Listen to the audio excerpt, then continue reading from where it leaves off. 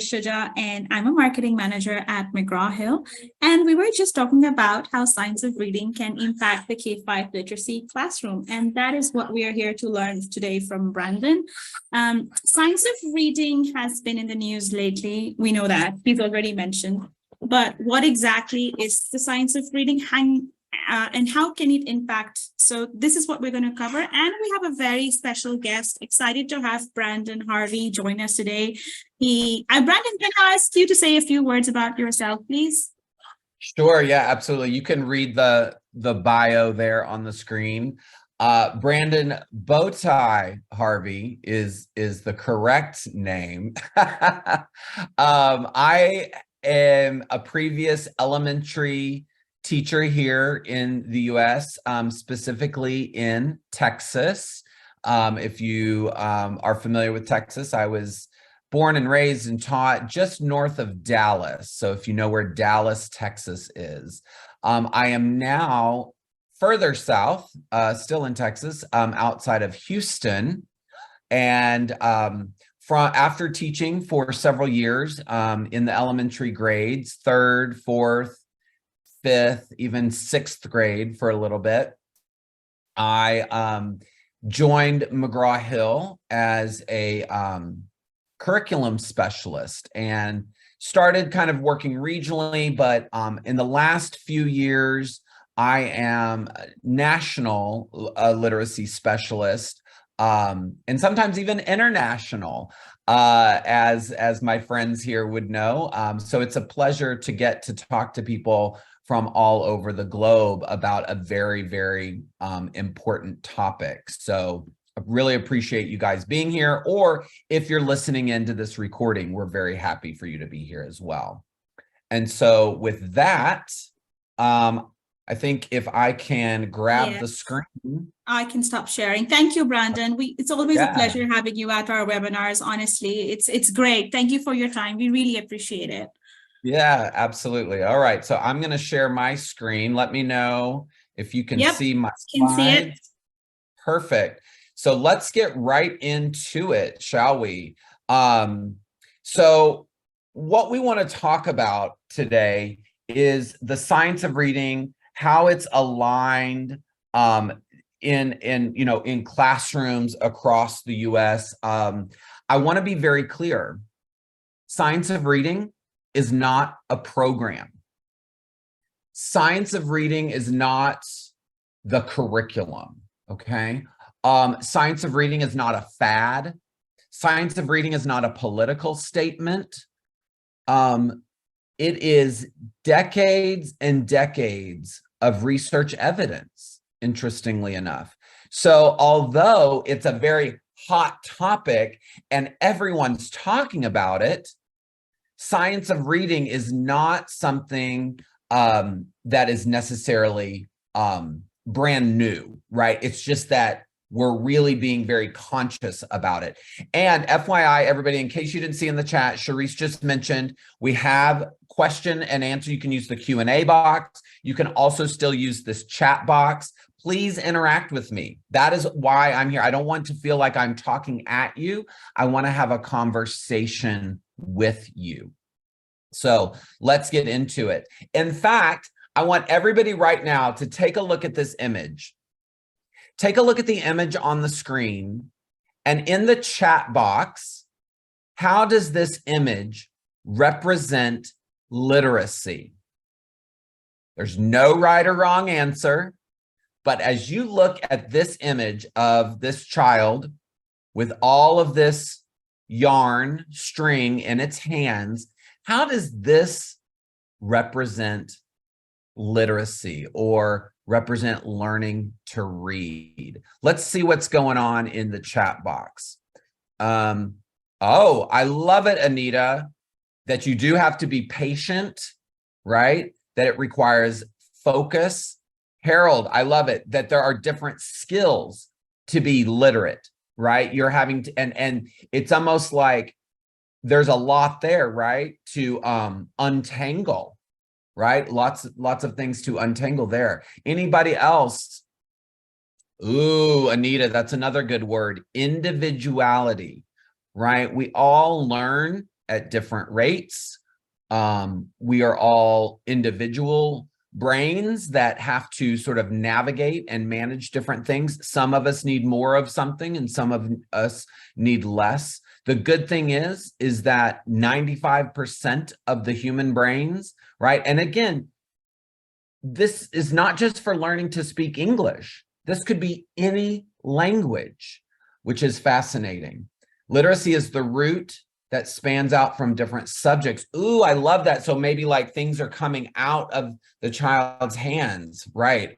Very good, you guys. There, again, like I said, there's no right or wrong answer here. I love the fact that maybe this is almost like a child's brain, right? Like all the different things that have to come in that we take in order to be a literate citizen. And many colorful opportunities that unweave with progress. Thank you, Olga. That is so well said. You know, it's so funny. I've done this presentation many times and I've shown this image many times, and I always get so many new answers. So thank you all. Those are wonderful ways to look at literacy. So I want to start from way, way back, 1986. And for some of us, we remember the 80s quite well, with the simple view of reading.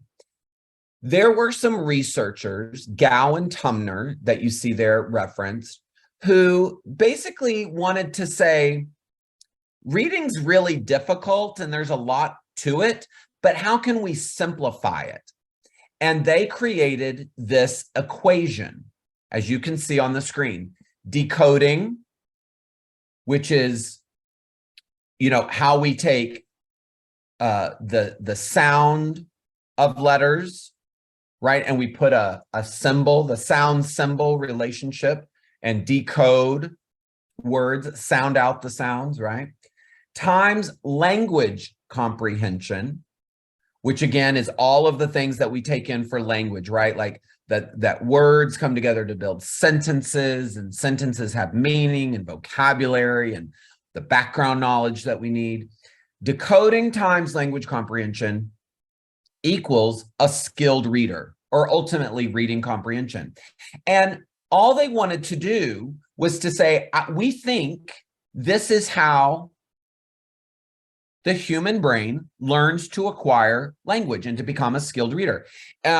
It was not meant to necessarily prove it, but they thought other researchers could test their hypotheses against this simple view. Guess what? Nobody has been able to disprove this hypothesis. Since 1986, it's been tested over and over again and tested against different theories. So although reading is not simple, right? The human brain is wired for listening and speaking.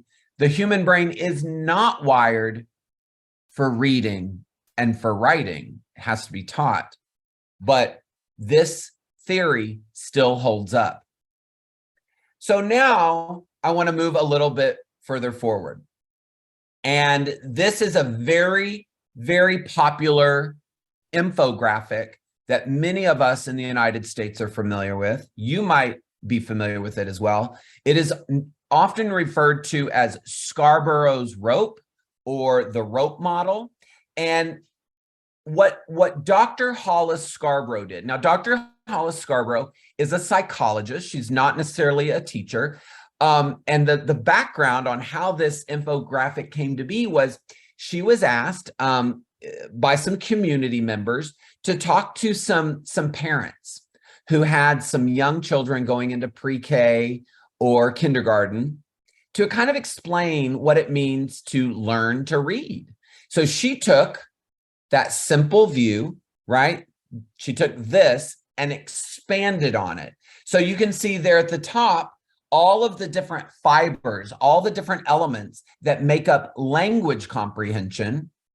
And then in the blue section, you can see the different fibers that make up that word recognition, or what you saw there was decoding, and how those get twisted and woven together to become a skilled reader. So again, very helpful. It expands, but remember, this was not meant to be tested for research. It's really, like I said, an infographic. It's meant to show, right, parents and educators, all the things that we need to make sure we're doing in our curriculum. This is, remember, science of reading is not curriculum, right? This is what needs to be in the curriculum. This is the research, the things that we know need to happen in a classroom. Also want to point out, kind of in the middle there with the arrows, decoding has to become automatic, meaning I can see a word and within mere seconds, my brain knows what that word is. I'm not sitting there sounding out, right? You know, cat, at, cat. No, cat, right? When I see C-A-T, cat, I see it immediately. Also, comprehension is also increasingly strategic, right? That's why we teach comprehension strategies, so that it's there for students or the human brain to pick up and use immediately. Also, as that rope begins to twist, that is fluency, right? Another important part of being a reader, right? That when you read, either silently in your head or when you're reading aloud, it sounds like natural speech, right? Not too fast, not too slow, just right. Now, there is now a third model that many people are looking at. This is from a couple of researchers and authors, Nell Duke and Kelly Cartwright. Notice the date there, very recent, 2021. And you still see parts of that simple view, or parts of that Scarborough's rope, right? You've got your word recognition in the blue circle up top. You've got language comprehension at the bottom. But then they sort of propose that there are these bridging processes, these things that sort of overlap between the word recognition and the language comprehension. You see that in the purple section in the middle, things like fluency, vocabulary, sort of being able to have that sound symbol meaning, and be very flexible in your brain with it. But what is very interesting about this model is that sort of over all of it, if you look at that green circle there on the far left, notice that the arrow is going into every piece of that, is known as active self-regulation. We're talking about executive functioning skills, right?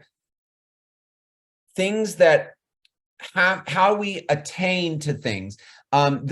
Executive function or self-regulation is the ability to sit, to focus, to attend to a task for a certain given amount of time, right? Unless there is brain damage, or unless there is some kind of perhaps learning difficulty that oftentimes a child might be born with, most humans, slowly develop, these self-regulation skills, these executive functions, like working memory, right? Working memory is the ability to go, oh, when I go to the store, I need to buy some bread, some milk, and, maybe some eggs. Okay. Bread, milk, eggs. Well, hours later, when I go to the grocery store, I need to be able to retrieve that from my working memory. Bread, eggs, milk, right? And how many of us sometimes have something in our head and then hours later we're like, what was I supposed to remember, right? Because we didn't create a way to put that into our working memory. It's the same thing for students. That's just one example. And so this idea that there's a little bit more than just the skills, right? The content of phonological awareness and decoding and fluency and vocabulary. Also, cultural knowledge, right? And other content knowledge really comes into play here as well. So this is again a very expanded model. So we have 3 different models here, right? This was really built in response, Cartwright and Duke built this, what we call the active view, right? Because there's an activity, right? Reading or learning to read is an active, the brain and the child or the student is actively involved. And so this was kind of built in response to Scarborough's rope, which is from the 90s, is a little outdated. However, it's not as simple, is it? Remember the simple view? Well, each of these models gets a little bit more dense, right? A little more complicated. And so the other thing that really makes this interesting is that purple section, those bridging models that affect both word recognition and language comprehension. And again, what's governing the entire model here is that self-regulation, which is very, very powerful. So if we look at these 3 various models that try to explain the science of reading, all of the things that have to happen and that students need to take in order to be a literate or to be an active, skilled reader, each of these models can be useful. The simple view is great because it's simple, right? There's very little to it. It's easy to understand. Same thing with the rope model, very clear. I can see each of those individual strands or fibers. And again, the active view, very colorful. It's a little bit more complicated. But each of these models also has its deficiencies, right? The simple view, if we go back to the left, doesn't really talk about the written language, right? Where's writing in all of that? The rope model kind of leaves out this idea of executive functioning, and the skills that you have to attain to and focus into certain things. Here's the deal. The active view, that latest one, has not been fully tested, right? Whereas I mentioned that simple view has been tested over and over and over again, and no researcher has been able to disprove the simple view. This latest model, the active view, is a theory, and it still needs more research. Now, there is sort of one shortcoming for all of them, right? And this is very important. These are theories or models of reading. How the brain, right? And not just, like I said earlier, not just for English, this could be any language. It's how our human brain processes language and learns to read. This is not a model of reading instruction, right? They describe the process, okay, of reading, the abilities, the things you need, but they really have very little. Any of these models don't tell a classroom teacher or a school district or a school building how we raise necessarily reading achievement. Okay. Yeah. So keep that in mind. These models advise what should be in a curriculum, but it's not curriculum, right? But as you review and as you look for literacy materials in the classroom, you want to make sure that your curriculum or your literacy materials do connect and do align to the science of reading, right?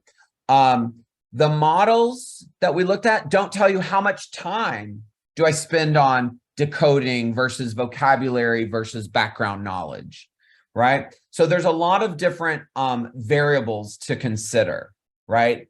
Time, meaning how much time is given for instruction. And even within the whole block of time, In the United States, we typically have anywhere between 90 minutes or even 120 minutes, right? 2-hour block, especially at kindergarten, first and second grade. But even within that, how much time do you dedicate to writing? How much time do you dedicate to phonics or reading or vocabulary? The science of reading doesn't tell us that, right? And also the quality of instruction, right? That's where each individual teacher is another variable in the science of reading. So those are things to think about as well. So if you want to truly effect reading achievement, this is a wonderful graphic.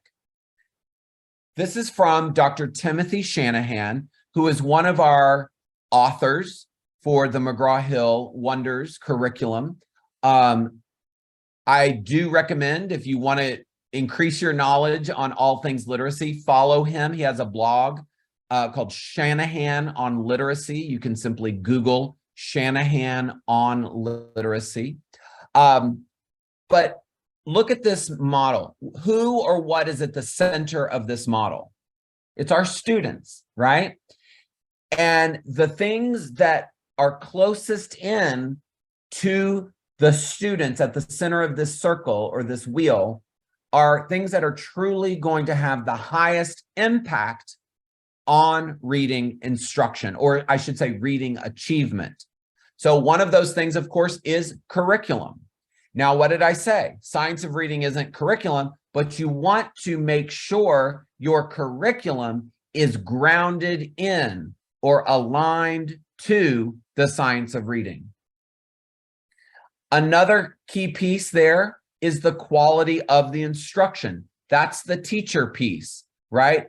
That the teacher has good, high quality curriculum materials to deliver and transfer that knowledge to the students. And then, of course, time, the amount of instruction, how much time. That is another key factor that has direct impact on reading achievement. Now, there's a whole lot of things on the outside of this wheel, right? We know assessments are important, but they don't necessarily impact a student's reading achievement. It tells us, it gives us data, and it should then tell us how much more time we need or what instruction a child might need. It's informing the things on the inner wheel. Same thing like parents, professional development, all of these things, you know, even principals, school leaders have a connection, but it is that teacher that is working with those students every day and the materials they're using every day that can truly have an impact. Okay, we do have a question. Jean, does neuroscience have an answer to this? How our brains read? We could study the cases where some people received injuries that affect one specific area, but not others. So, for example, symbol relation. Absolutely. There is a lot of brain and neuro research, Gene, into this science. We are doing brain scans now, and we can see different areas of the brain light up when we are listening, right, speaking, and then different areas of the brain when we are actually seeing print. And I'm going to talk a little bit about some of that brain research as well. So thank you for that question, Jean. Absolutely. There's a lot of brain research that goes into the science of reading, and that is a field that is continuing to grow. All right. So again, I just wanted to highlight those really important things that can truly affect reading achievement: curriculum, the amount of instruction, and the quality of that instruction. So now I want to get into, and I'm going to use Scarborough's rope, right, model. I want to sort of first start with the top part of the rope. This is just another model. I know the colors don't necessarily mean it. It's just a very colorful graphic here. The part of language comprehension is background knowledge, vocabulary, language structures, verbal reasoning, and literacy knowledge. That was that top part of the rope that I was showing earlier. At the bottom, which we've been referring to as decoding, also many are call it word recognition, is phonological awareness, right? Which is a larger umbrella. Notice I did not say phonemic awareness. A lot of people will get those confused. Phonological awareness is sort of the bigger umbrella, and underneath phonological awareness, a subset of that is phonemic awareness. We'll talk a little bit more about that. Also, decoding, right? That sound to symbol relationship, and then sight recognition, being able to recognize words very quickly with automaticity by sight, right? In mere seconds. Excuse me. So let's start and let's kind of define each part of Scarborough's rope. I think this will be very helpful. And I'd like for you to play along with me. Let's use the chat. What do you think? And it's okay, y'all, there is no shame, no blame. What do you think background knowledge is? Open up the chat box, type in your response. What do you think background knowledge, what do you think that means, right? And if you don't know, it's okay to say, I don't know, I'm not sure. But if you want to take a guess, I would love to hear from all of you out there. What do you think background knowledge means? Yeah, could like pre-knowledge, the ability to put context to sound. Okay, interesting. Pre-knowledge, right? So I love it. It's the knowledge that students start with, things they already know, right? Or all have already learned. Maybe they know something about their culture or academics. Maybe they've read or been exposed to things from other books or other lessons, right? It is the information. And if you don't know this, feel free to jot this down, although we are recording. What the students bring to the table, right? What they bring to the text that help them develop comprehension. Now, sometimes students come with some background knowledge, but also part of what we do in a McGraw Hill curriculum is we also provide lots of opportunities to help build this background knowledge before we look at a text, right? In McGraw Hill resources and programs, we will have videos, we will have experts, we will have read alouds, we will have classroom discussions to build that knowledge. All right, let's go to the next part of Scarborough's rope. What is vocabulary? What do you think we mean? Again, in the chat, respond. What do you think that means? What are we talking about when we say it's important to have, direct, explicit vocabulary knowledge? What does that mean in the classroom? What does that mean for the students or maybe for teachers? What do we want to make sure teachers are doing to build vocabulary? Connecting symbol with mental schema, right? So, hey, here's a word that's all these symbols. What does it mean, right? Exactly. I love that. Putting meaning to words. You're exactly right. But I love this definition as well. Look at this. The quality and the quantity of the words. Whoops. That students need to know, right? And they take in vocabulary sort of both directly and indirectly, right? Sometimes I stand up and I go, here's our word. This is what it means. You're going to see this. But also just by conversations, just by read alouds, students are also taking in different words. They may have heard a word before, right? They may have heard it orally. They can even say the word. That doesn't necessarily know they know what it means. So they need to know the meaning of those words. And as students continue to grow, the wealth of vocabulary knowledge that they need also continues to grow. So very, very important as well. And so we modeled this, we state this, we provide activities in McGraw Hill resources to build not only the words, but the strategies, right? Like looking at morphology, looking at different endings, looking at Greek, Latin roots, prefixes, suffixes, all of those things help to build the strategies that students need to understand a word. All right, ooh, this one might be a little challenging. Let's all play along. Open up your chat box. What do you think verbal reasoning is? Look at the word, look at verbal. Okay. I think I know what that means, but verbal reasoning, what does that mean? We have to have specific instruction in our curriculum for students to engage in verbal reasoning. Any guesses there? Let's see what's popping up in the chat box. I love it. One of the Cat4 batteries. I'm not sure what Cat4 batteries are. That's a new term for me. But I bet that's a test. So I'm thinking that's one of the things that students get assessed on. Okay, that's what I thought. See, look at me reasoning that out verbally.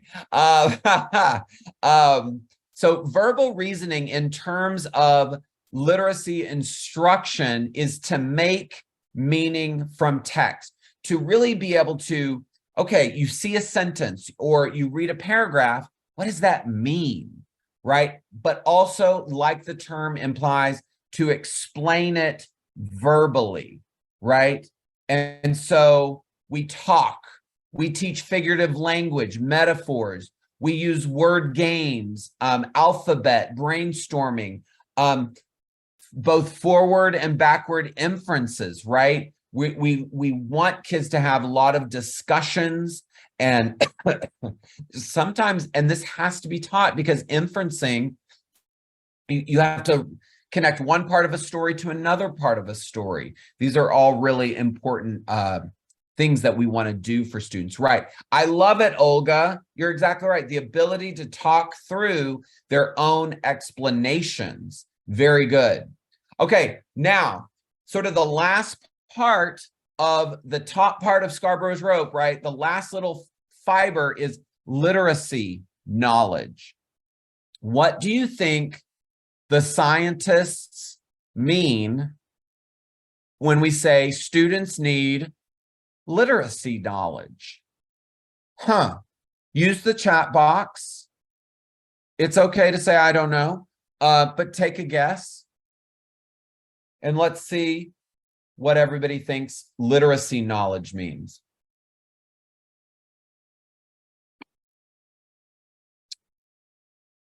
Yeah, it's okay to say, I don't know.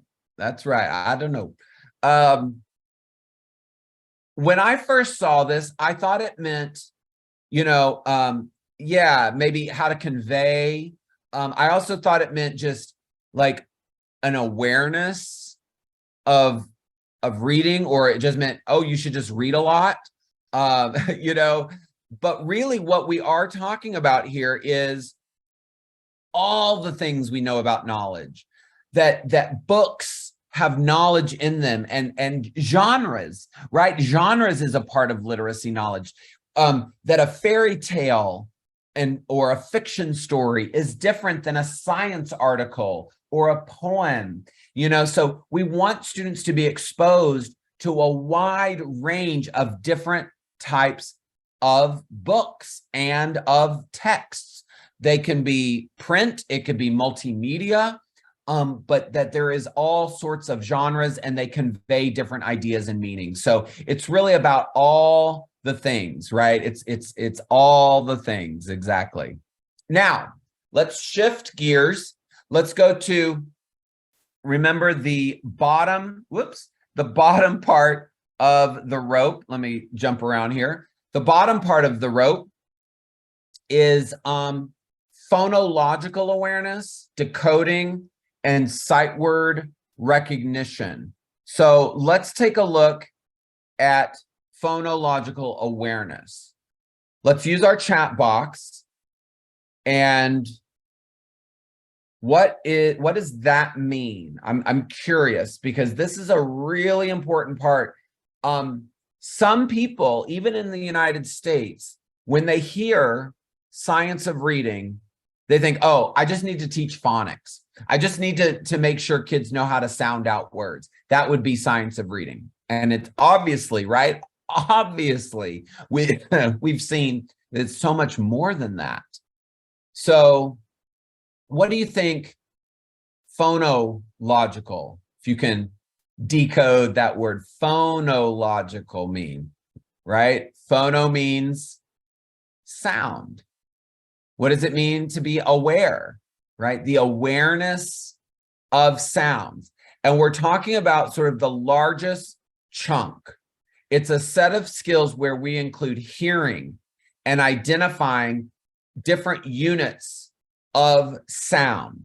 Remember, the human brain is wired for this, to take in sound, but we have to make sure we teach it, because then if I said, I like dogs, just the fact that a child, a very young child has to know that what I just said are words. I like dogs. That there are 3 words in that sentence, I like and dog. But then if we take the word dog, we can go into smaller units of sound known as phonemes. So the word dog is made up of 3 sounds, d, ah, g, right? And so playing with all of those larger and even smaller units of sound is part of that big umbrella of phonological awareness. And when we get into those smaller units that are within a word, right? How many syllables and how many sounds, and what sound do I hear at the beginning? What sound do I hear at the end? That is phonemic awareness, right? So we want to have not just phonemic awareness, we want to have phonological awareness, and part of that is hearing those individual sounds. Okay, so then what is decoding? We've talked a lot about this. I've actually probably already dropped the answer earlier in my chat, so I bet many of you who've been listening in might know. Can you use your chat box and tell us what you think the definition of decoding would be? Let's see what you have to say there in our chat box today. Give everybody a minute or two. What might decoding be? Don't be shy. Everybody can play along. Ahmed, I know Ahmed's listening. I haven't seen him respond at all. I know Charisse is listening in. She hasn't been playing. I've only heard from Jean and Olga and Nisreen. And Harold's been playing along. Do we have any guesses? Oh, I know you're here, Ahmed. I'm not seeing if you know what decoding means.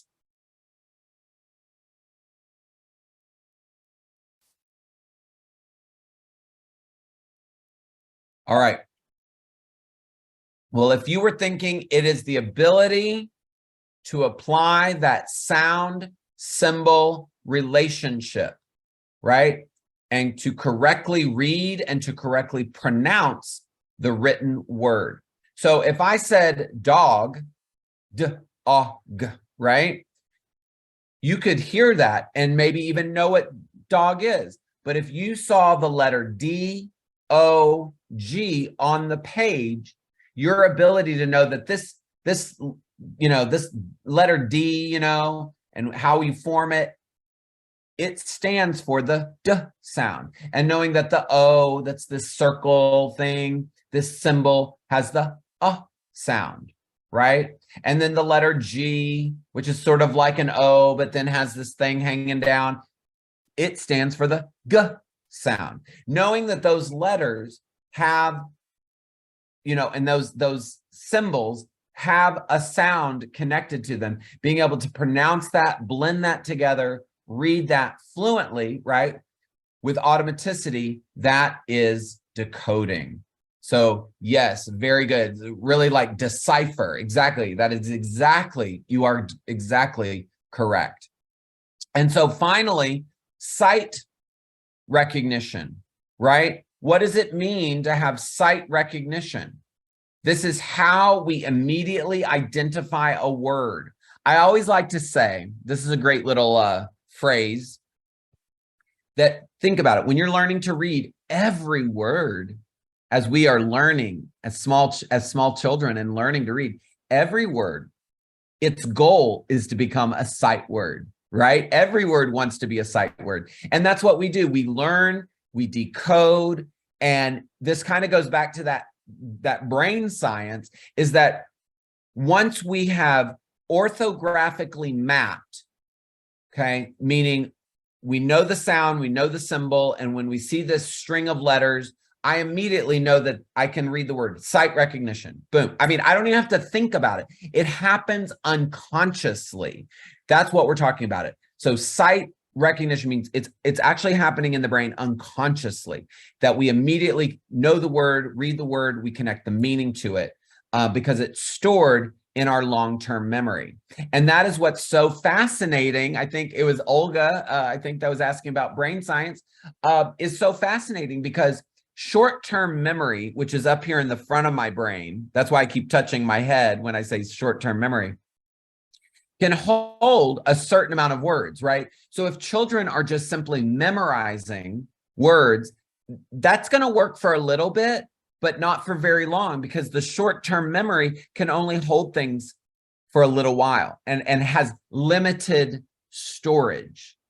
Here's what's really cool. That long-term memory that is sitting back here in my brain, in the back of my head, scientists believe that storage is unlimited. Unlimited storage in the brain. So really, really powerful.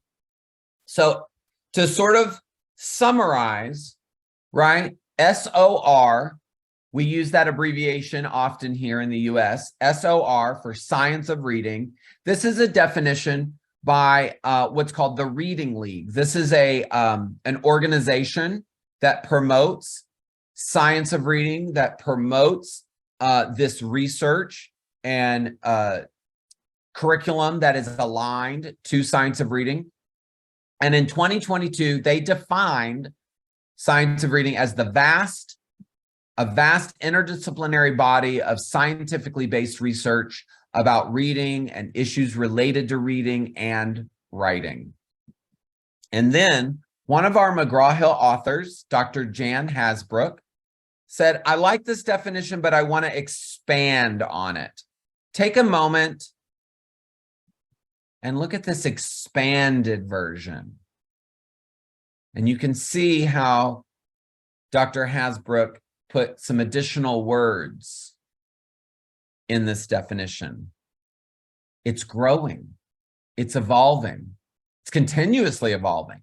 So what we're learning about today is exciting because it's an ever-growing body of research, right? Exactly. We should put a little asterisk at the bottom, subject to change. Dr. Maya Angelou has been quoted as saying, when you know better, you do better.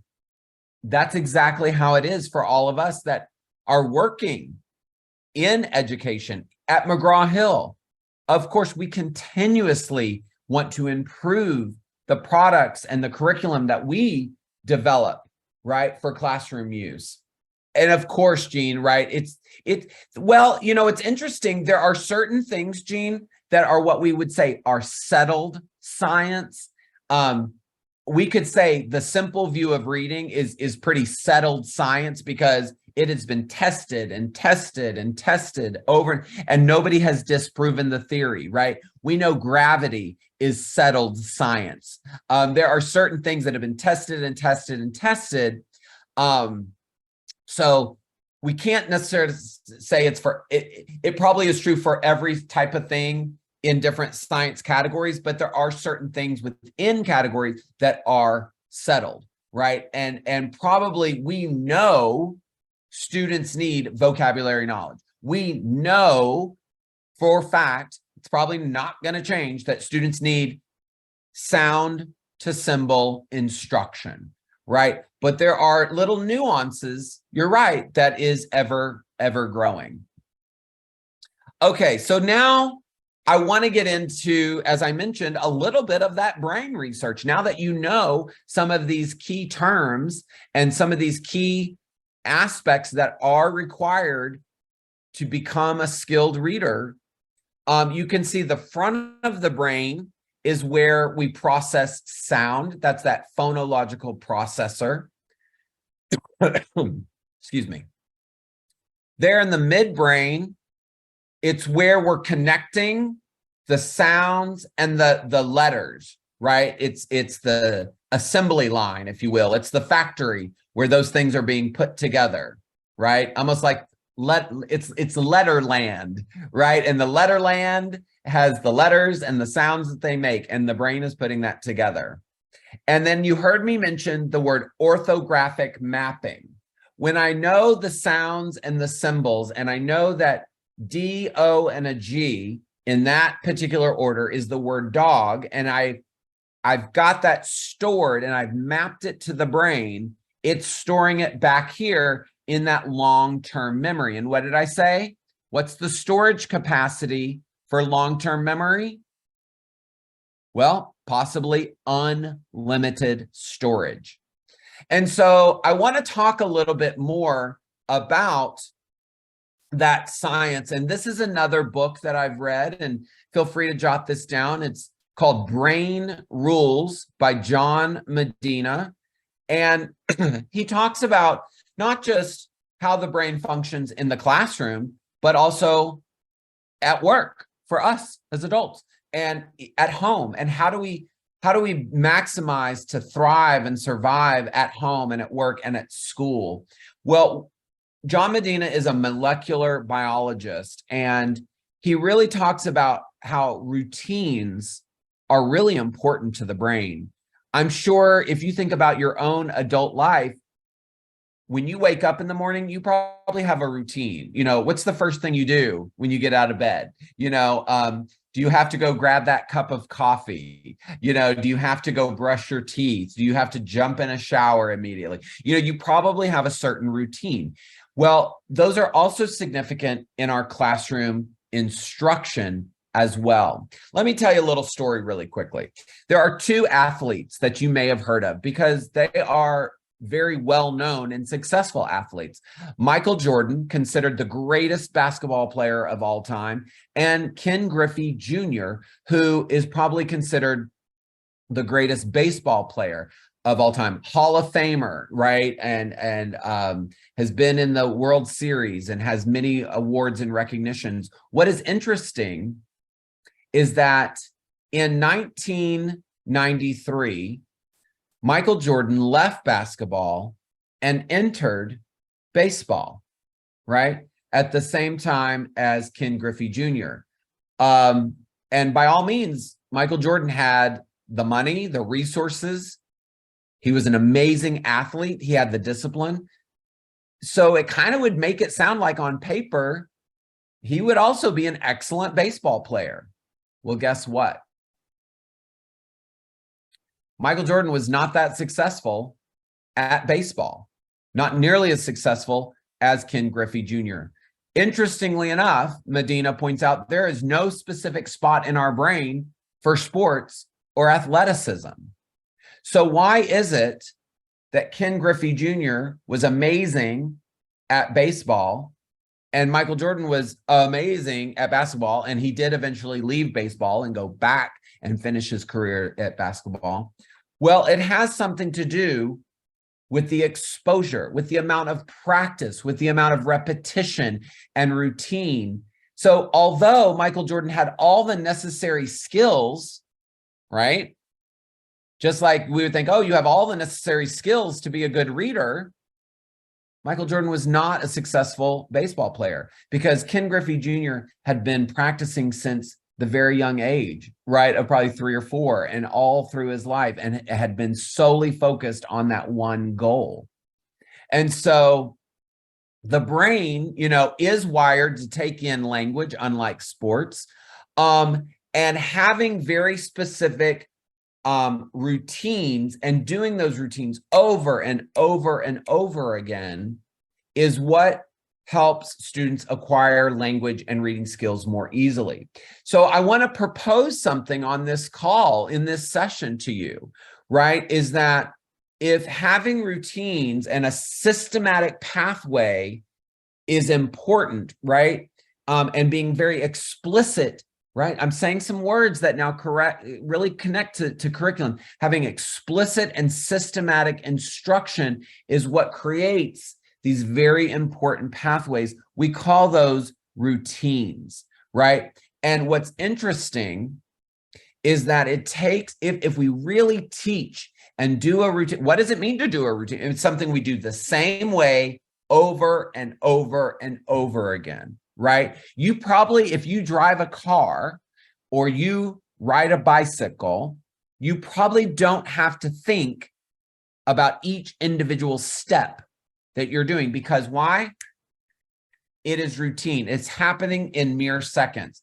And so if the brain can recognize something in mere seconds, it is an instructional routine. That repetition of a routine builds that long-term memory. Are you seeing where I'm going here? Right? That we need instructional routines in order for the brain to store that language in my literacy classroom. So if we follow a sequence of actions and do it the same way over and over and over again, right, as part of a regular procedure, that's going to support a student. And so one of the things that McGraw Hill does in its literacy resources is provide instructional routines.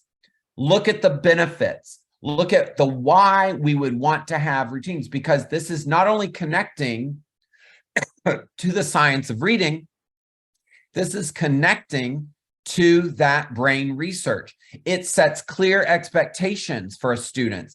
It helps the teacher organize their instruction. And look at that fourth bullet.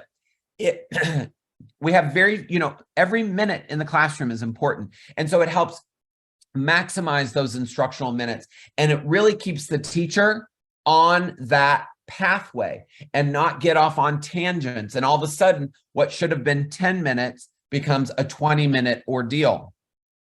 It also, an instructional routine ensures that students are participating and getting that information out there. And so in the Wonders curriculum that McGraw Hill puts out for literacy instruction in the K-5 classroom, we have routines for phonemic awareness. We have routines for phonics and vocabulary and reading. So all of those fibers that we've been talking about in the science of reading have instructional routines.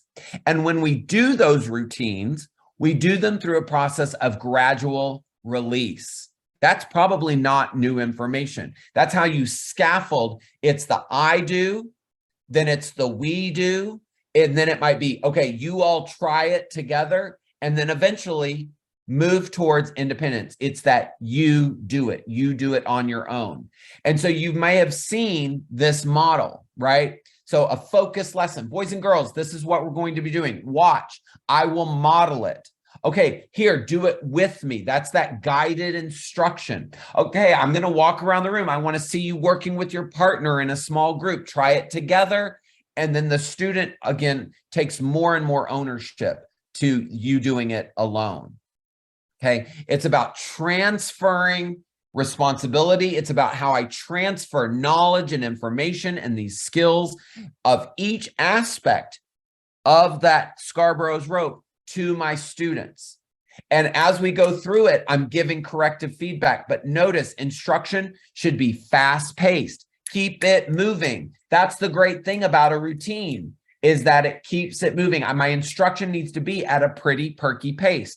If you go into a classroom and something is just going on and on and on, the brain checks out, right? You got to, I do it, we do it, you do it. Okay, let's, or pull back. Okay, let's try it again. Giving some feedback. Try it again. Back and forth, right? Back and forth. And so in summary, right, we can take this notion of what I know needs to be in my curriculum. I know that instructional routines is like a bridge.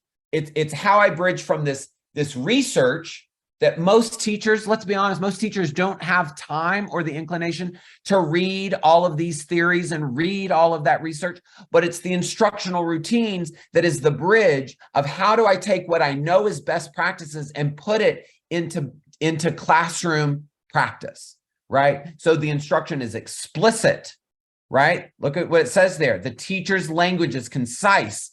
It is related specifically to the objective at hand.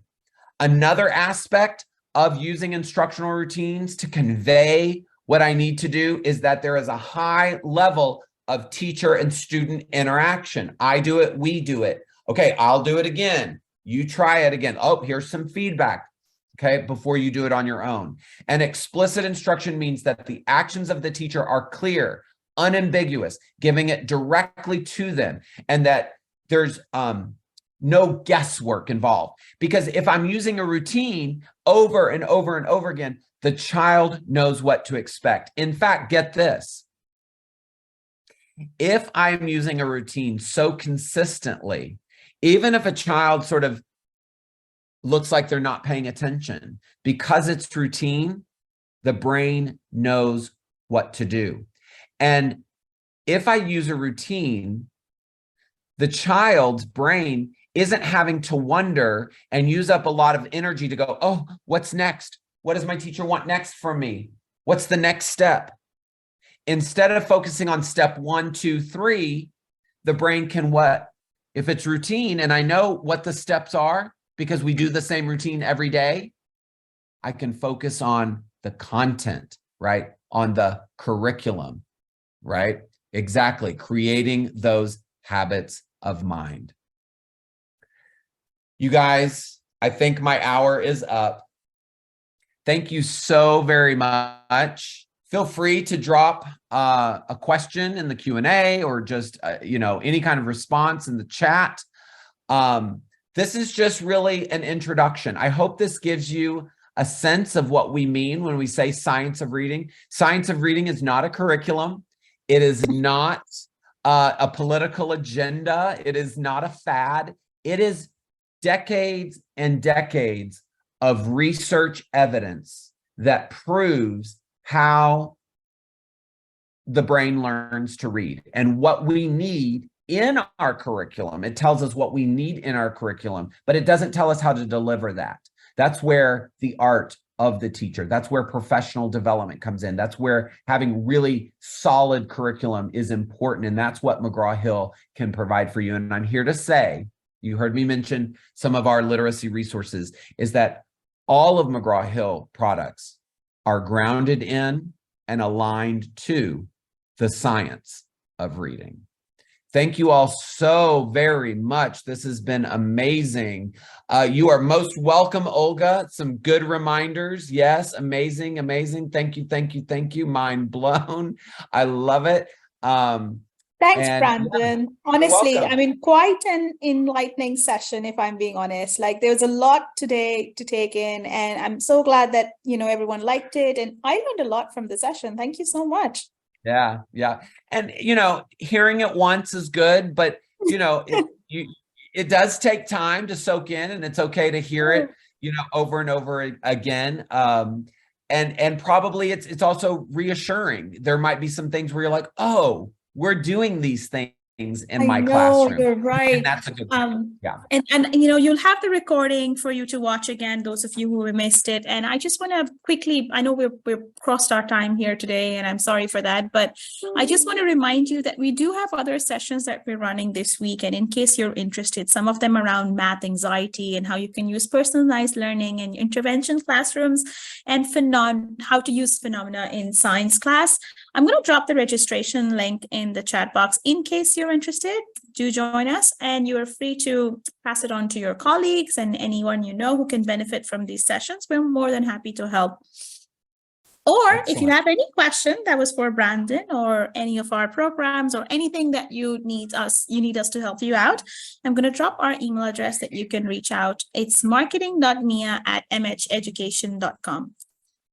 Brandon, thank you so much for your time today. Thanks a lot. You're welcome. Have a great one, everybody. Thank you. Bye, everyone. See you.